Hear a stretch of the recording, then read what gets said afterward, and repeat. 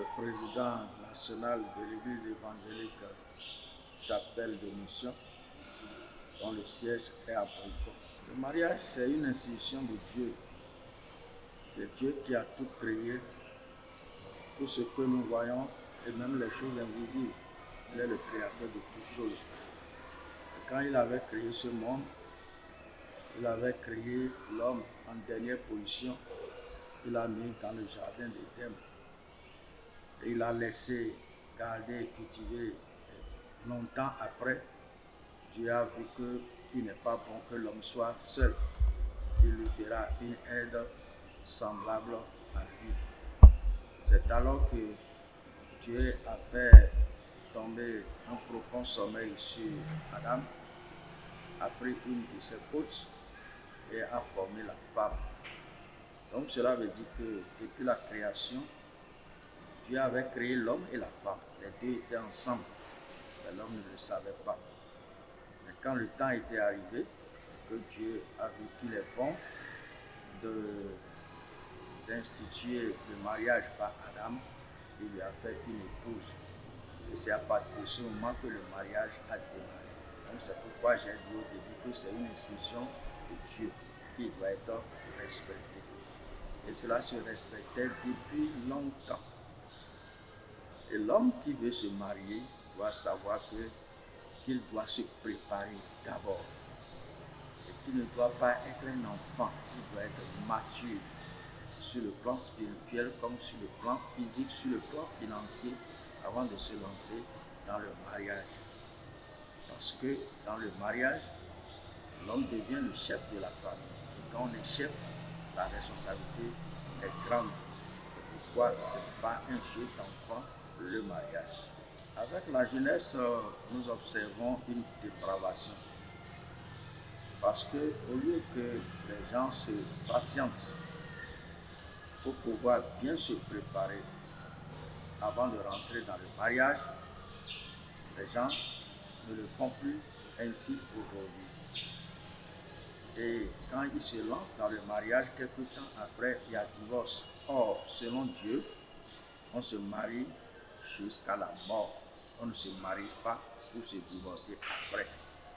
Mais pour le fait que la jeunesse d'aujourd'hui, influencée par le monde et ne voulant pas agir selon la volonté de Dieu, a commencé par se lancer dans le plaisir sexuel aussitôt quand ils se voient. Je veux parler de la jeune fille et du jeune garçon. Quand ils se voient, ils se lancent dans la sexualité et finalement, c'est la grossesse qui intervient et ne se préparant pas, ils se rendent dans le mariage ainsi.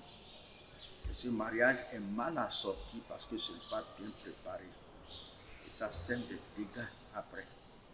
Il y a plusieurs jeunes aujourd'hui qui sont divorcés, des jeunes filles qui sont devenues des mamans parce qu'ayant des enfants avec elles, les enfants, d'autres ont des enfants sans père, et d'autres ont des enfants avec père, et les pères ont refusé parce qu'ils se sont mal engagés dans le mariage, ce qui n'est pas une bonne chose.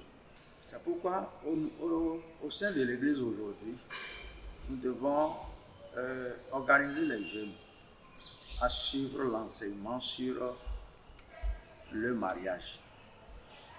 Comment d'abord entrer en fiançailles, comment rester en fiançailles, comment se préparer pour aller voir la famille de la fille et comment se préparer pour la dot avant de se marier.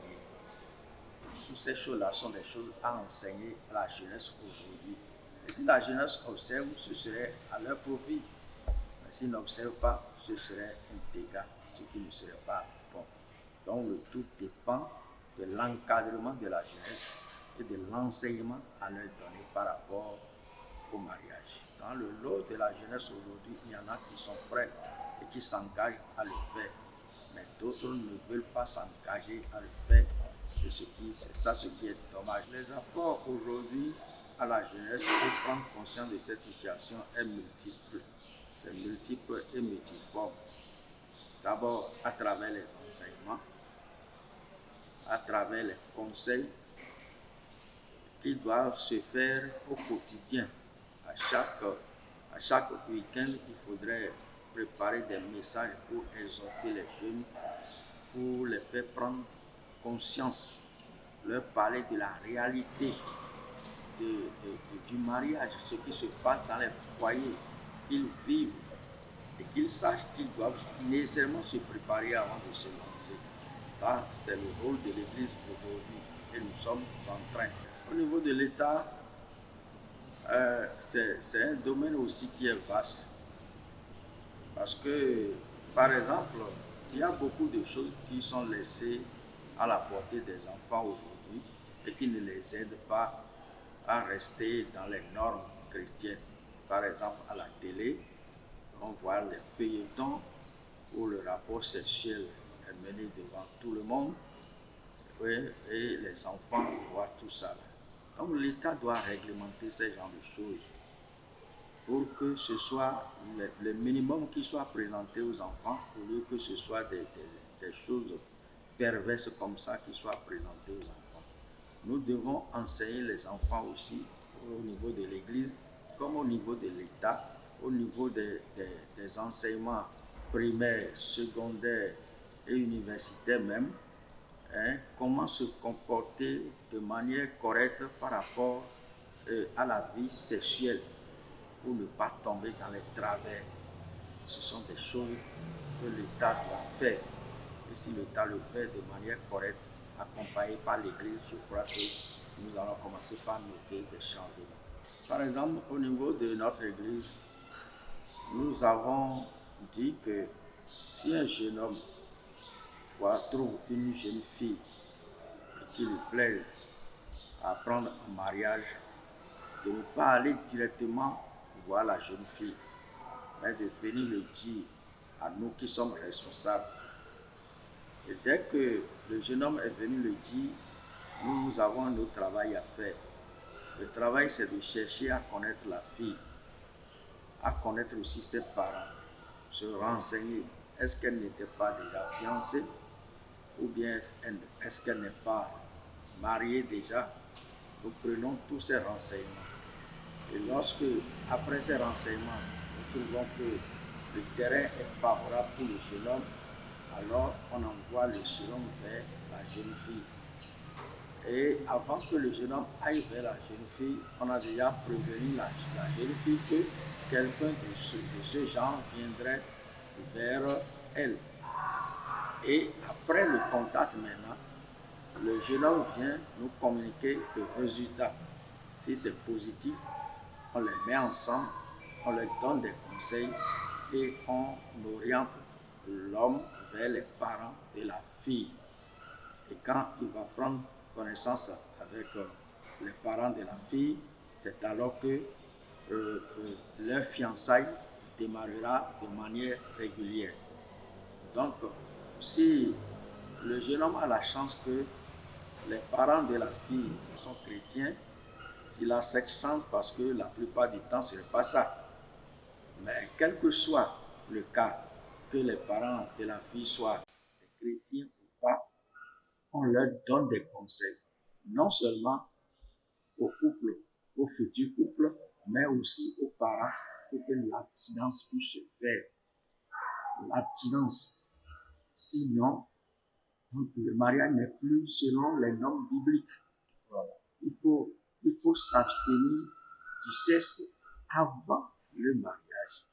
Parce que si vous ne le faites pas et que vous vous hasardez à aller au sexe, les conséquences sont là. Dieu n'est pas content. Vous risquez de contracter un mariage sous la malédiction, ce qui ne serait pas bon pour ce foyer qui est en train de se construire. Donc c'est pourquoi nous le disons aux jeunes. Il y en a qui observent, d'autres n'observent pas. Qu'est-ce que nous pouvons faire? On ne pourra que continuer à le dire jusqu'au moment où ils prendront conscience de la situation. Lorsqu'on se marie, on se marie pour le bien et pour le bien. Donc, On se marie pour toutes les situations. Lorsque vous êtes en couple et qu'une situation, peut-être que c'est l'emploi qui n'est plus favorable pour l'homme, qui n'a plus les moyens, donc vous allez vous débrouiller. Au lieu que les gens se débrouillent, ils ne veulent pas se débrouiller et ils se laissent à la dépravation. Et c'est ça qui amène les divorces. Sinon, tel que Dieu l'a institué, dès que vous contractez en mariage, vous restez ensemble jusqu'à la mort. Ce qui va vous séparer, c'est la mort de la femme ou bien de l'homme qui sépare. Donc, le divorce n'est pas à l'ordre du jour. Dans la chrétienté, non, il n'y aura pas question de divorce. C'est parce que les gens se laissent au monde. Et au lieu d'avoir des amis dans le monde chrétien, ils ont des amis païens qui leur donnent de faux conseils. Et ils marchent sur ces gens de conseils. Et ils observent aussi les gens, les païens, ils voient ce qu'ils font et ils veulent se comporter comme les païens. Alors que le chrétien est différent du païen. Nous avons la norme biblique. Nous devons faire toutes les choses selon les normes bibliques. Mais les païens, ils sont sans frein. Ils font ce qui leur plaît. Mais nous ne devons pas agir comme ça. Et c'est ça ce qui crée les divorces au sein de l'Église aujourd'hui. Sinon, ça ne devrait pas être ainsi. Comme conseil à la jeunesse doit savoir que elle est la lumière du monde, comme tout chrétien. La jeunesse chrétienne doit savoir qu'elle doit donner l'exemple. Parce que nous sommes une race élue, un sacerdoce royal, un peuple acquis. Et nous devons, au travers de nos comportements, propager la vertu de celui qui nous a appelés des ténèbres à son admirable lumière. Donc, la jeunesse doit prendre conscience de cette situation, que lui doit agir différemment des païens, selon les normes bibliques, parce que la Bible est claire là-dessus. Nous devons chercher à approfondir l'enseignement biblique dans ce sens-là. La Bible est à la portée de tout le monde, que la personne sache lire ou ne le sache pas, mais il peut poser la question. C'est pourquoi au sein de l'Église aujourd'hui, on a une journée où on fait l'étude biblique, où chacun pouvait poser des questions dans tous les sens pour pouvoir avoir des précisions. Nous devons continuer dans ce sens-là et il faudrait que la jeunesse puisse observer ce qui se dit dans l'Église que d'aller observer ce qui se dit dans les écoles, dans les amis, à la télévision et dans le monde. Donc, nous sommes dans le monde, mais nous ne sommes pas pour le monde. Il faudrait que la jeunesse chrétienne comprenne ça et à partir de ce moment se comporter